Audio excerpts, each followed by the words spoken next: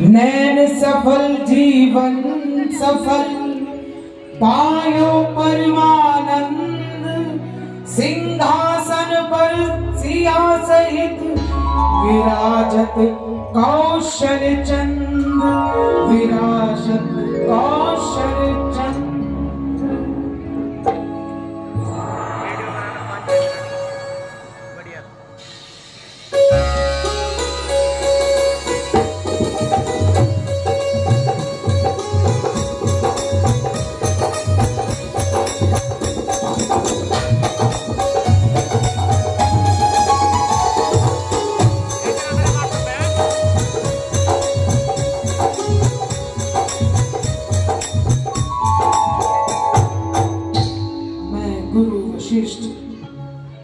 हे रामचंद्र, मैं आपका कुल गुरु वशिष्ठ आर्यव्रत के समस्त ऋषि कुल की ओर से आपका अभिनंदन करता हूँ।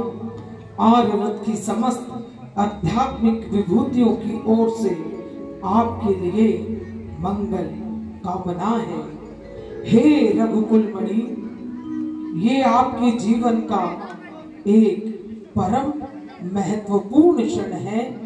इसलिए जब आप अपने पूर्वजों द्वारा सुशोभित और सम्मानित इस राज सिंहासन पर आरूढ़ हो रहे हैं, आपके पूर्वजों में प्रथम तेजस्वी इक्ष्वाकु, महापराक्रमी दलीप हमारे गुरुदेव का आगमन हुआ है।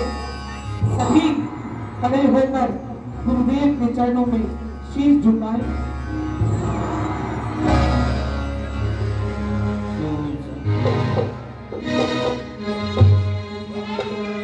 स्वागतम गुरुदेव, शरणागतम गुरुदेव, स्वागतम गुरुदेव,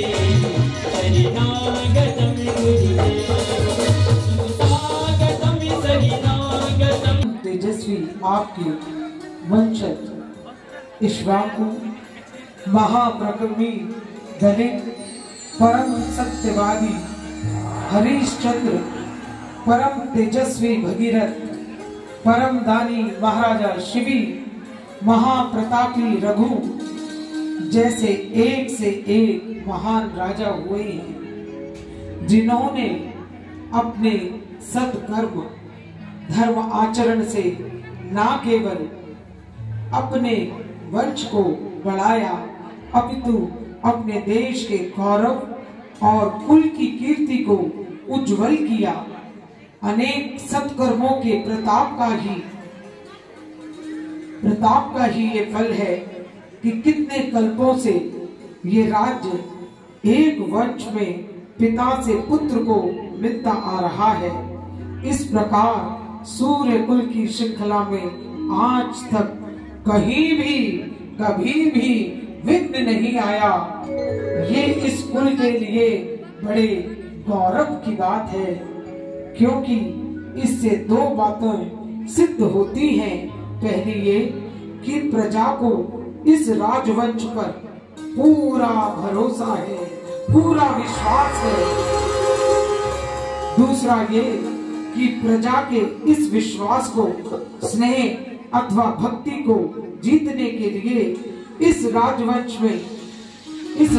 के राजाओं ने धर्म का पथ कभी नहीं छोड़ा।